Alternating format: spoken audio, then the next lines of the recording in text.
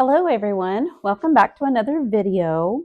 This is going to be kind of a two topic type of video.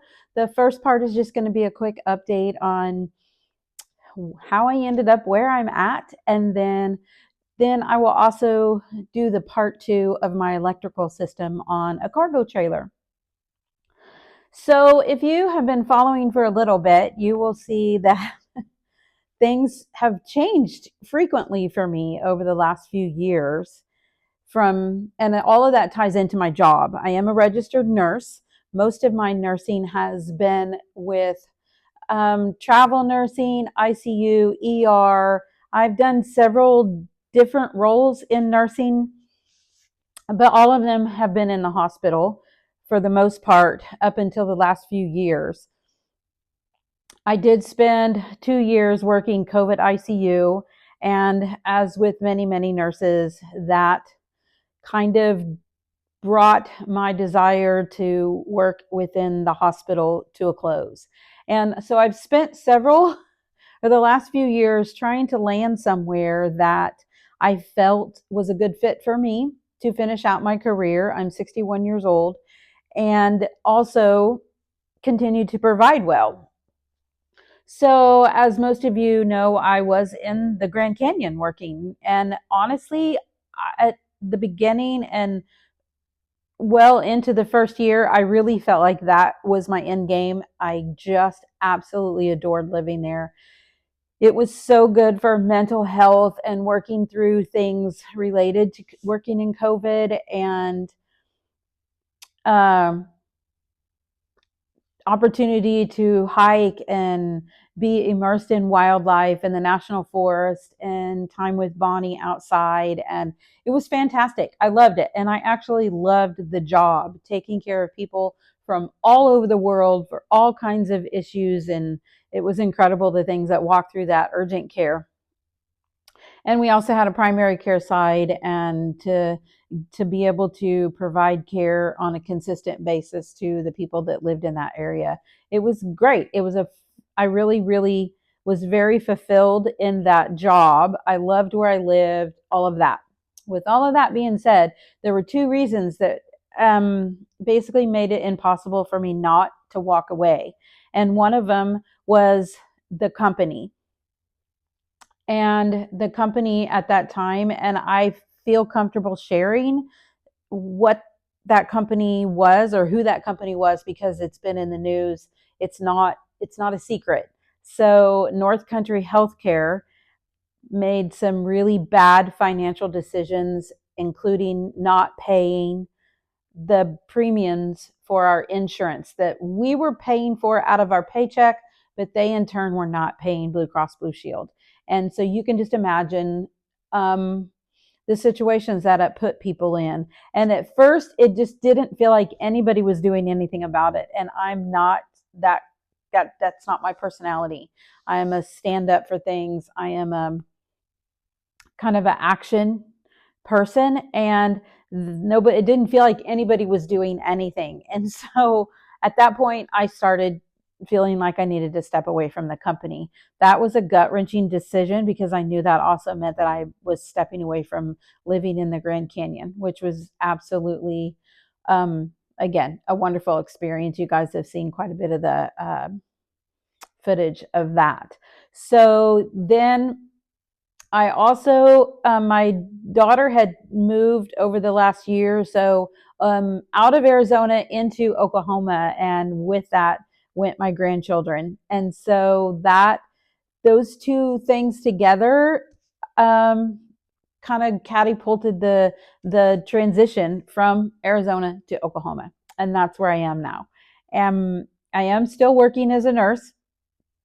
To be really honest, while it's an honor to take care of patients and help them at their worst, I am not a fan of our healthcare system.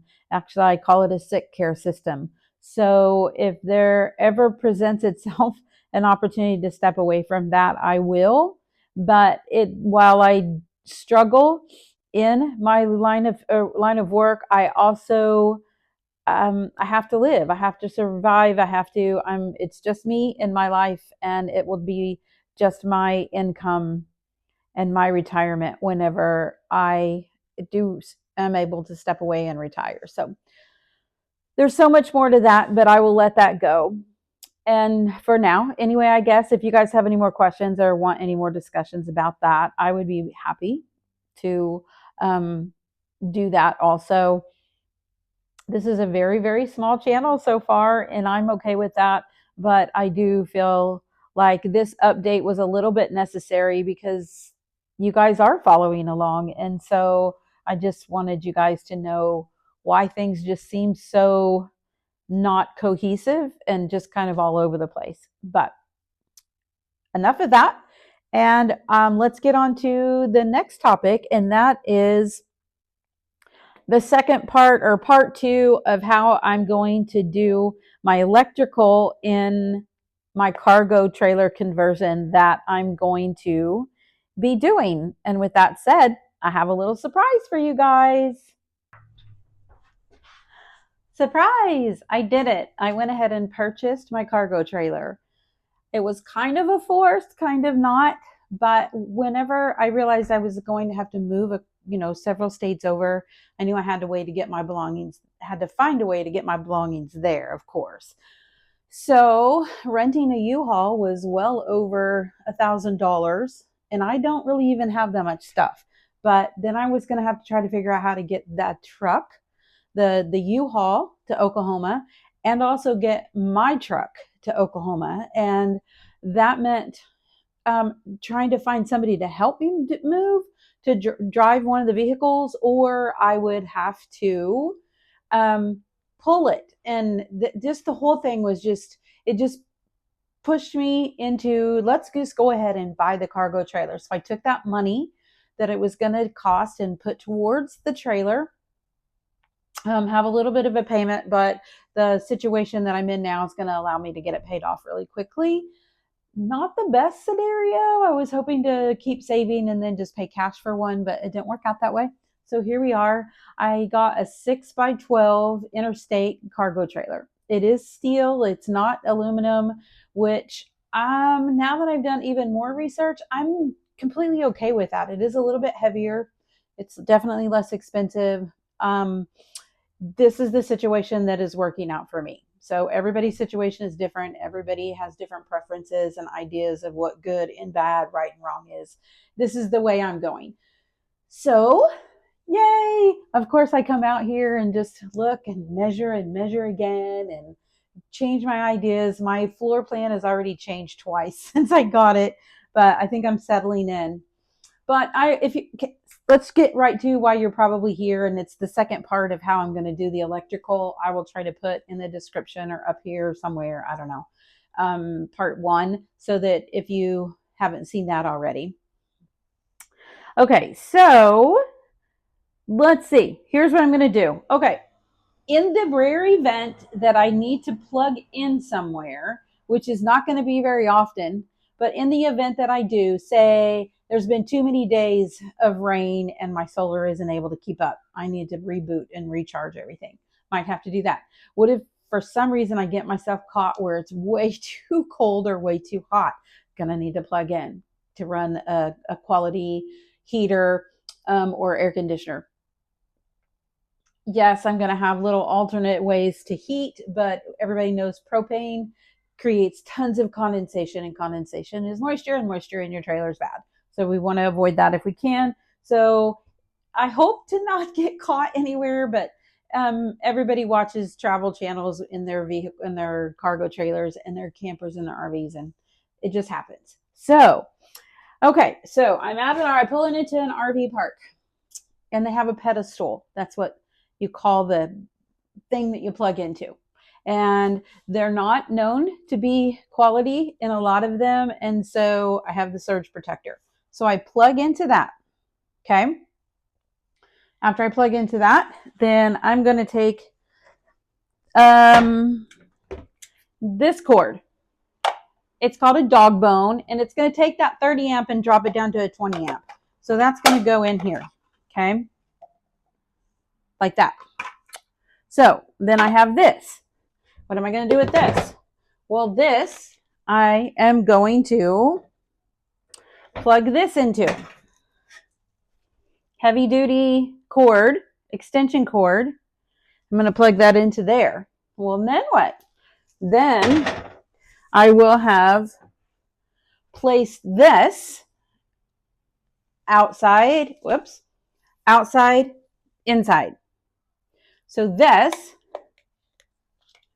matches up to this.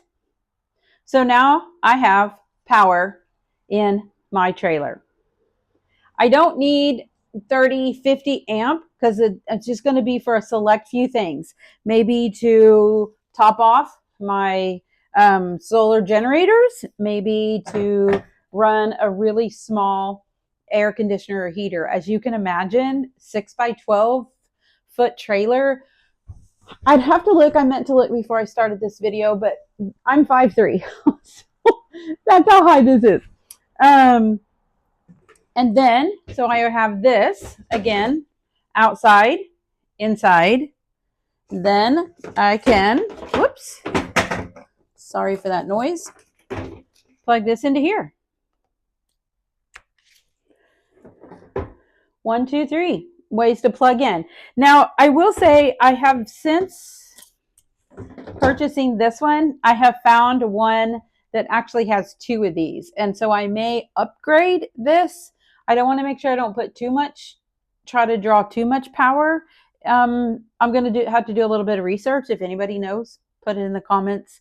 But anyway, simple. I have done this for a while now, and this is my 3rd rig. I'm not an expert. I'm just figuring it out every single time I do it off of YouTube University. So I'm not an electrician. I'm not a carpenter. I'm none of those things. I'm just a crazy old woman that likes the challenge, and I like to travel. And I like to be in national forests and on public land, and I like campgrounds and all of that. And so I'm trying to make this possible for myself. And so with that said, that's my simple version of how I'm going to do power. And I don't know why we have to just make it so complicated, because it's no longer complicated to do electrical in our vehicles that we want to adventure in. So with all that being said, I have one more little thing I want to show you guys, and then I'll go ahead and end this video.